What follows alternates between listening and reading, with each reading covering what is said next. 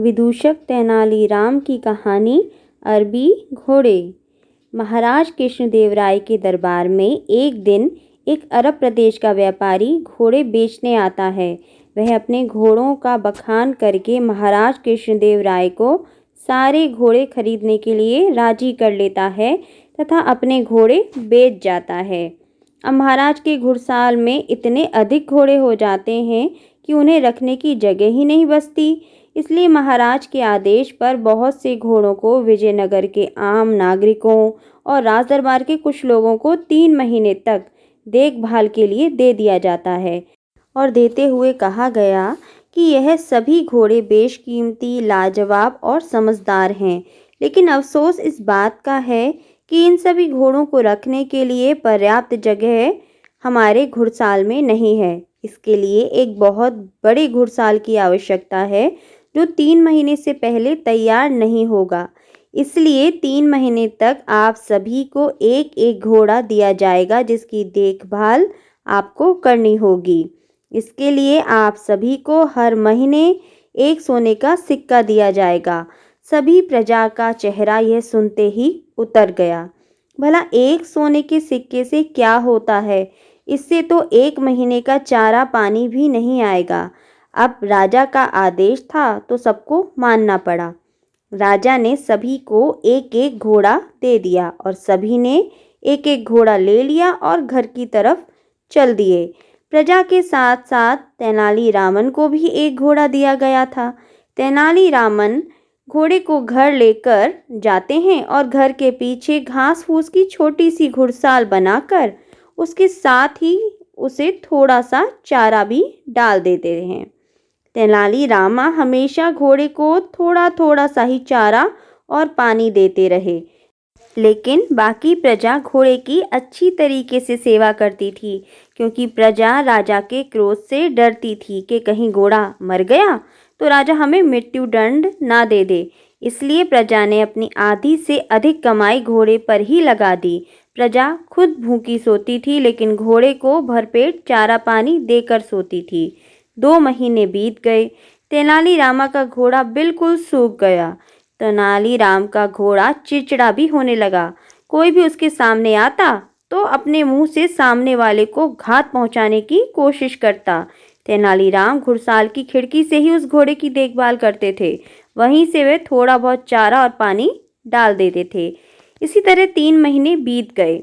महाराज ने सभी को अपने अपने घोड़े के साथ एकत्रित होने के लिए आदेश दे दिया। सभी अपने अपने घोड़े लेकर राजमहल के आगे पहुंच गए, लेकिन तेनालीराम अपना घोड़ा अपने साथ नहीं लेकर आए। तेनालीराम ने इसका कारण पूछा गया तो तेनालीराम बोले कि महाराज, घोड़ा काफ़ी खूंखार और बिगड़ैल है, वह किसी को भी अपने पास नहीं आने देता है। महाराज, आप तो लाने की बात कर रहे हैं, मैं तो घुड़साल में जाने की भी हिम्मत नहीं कर सकता हूँ, लाने की बात तो दूर की है। मैं खुद घोड़े को घुड़साल की खिड़की से ही चारा पानी देता हूँ। तभी राजगुरु, जो कि तेनालीराम से थोड़ा सा चिढ़ते थे, वह बोले कि महाराज, हमें तेनालीराम की बातों पर विश्वास नहीं करना चाहिए, हमें वहाँ खुद जाकर देखना चाहिए। सभी लोग तेनालीराम के घर पर जाते हैं और वहाँ पहुंचकर राजगुरु तेनालीराम की छोटी सी घुड़साल देखते हैं। राजगुरु तेनालीराम से कहते हैं, मूर्ख तेनाली, यह क्या घुड़साल बनाई है तूने? इस छोटी सी कुटिया को तुमने घुड़साल नाम दिया है? बड़े शर्म की बात है। तेनालीराम राजगुरु की इस बात पर बोले कि आप बहुत विद्वान हैं, इसलिए मुझसे ज़्यादा आपको पता है, लेकिन घोड़ा खूंखार हो चुका है, इसलिए आप अंदर मत जाइएगा। घुड़साल में मैंने एक खिड़की बनाई है जहाँ से मैं घोड़े की देख रेख करता हूँ, आप भी वहीं से झांक कर देख लीजिए। तेनालीराम के कहने पर जैसे ही राजगुरु घोड़े को झांकने के लिए खिड़की तक जाते हैं तो खिड़की से झांकते ही वह घोड़ा राजगुरु की दाढ़ी अपने मुंह से पकड़ लेता है और राजगुरु दर्द से चीखने लगते हैं। राजगुरु व अन्य सभी साथियों ने उनकी दाढ़ी छुड़वाने का बहुत प्रयास किया, लेकिन घोड़े ने दाढ़ी नहीं छोड़ी। तभी एक दरबारी तलवार निकालता है और एक ही झटके में राजगुरु की दाढ़ी को काट देता है।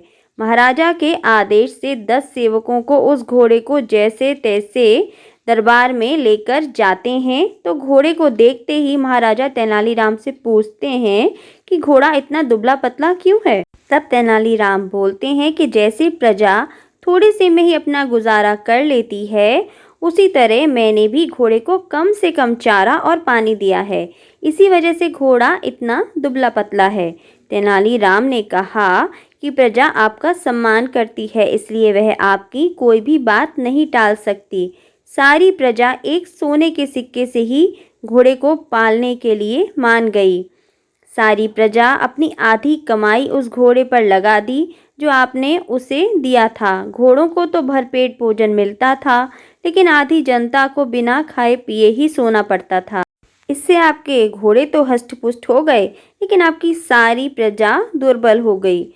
आपका यह कर्म है राजन कि आप प्रजा के हित के लिए काम करें, ना कि उन पर अधिक से अधिक बोझ डालें।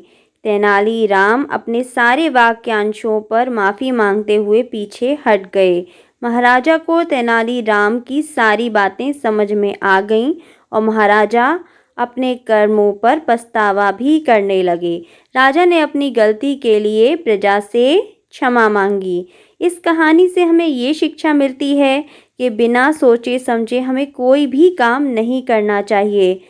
कहीं ऐसा ना हो कि आपने कोई गलत काम किया और उसका बुरा परिणाम किसी और को भुगतना पड़े। ये कहानी यहीं समाप्त होती है। अगर आपको ये कहानी अच्छी लगी है और इसी तरह की और भी कहानी सुनना चाहते हैं तो मेरे इस चैनल को सब्सक्राइब करें। Thank you.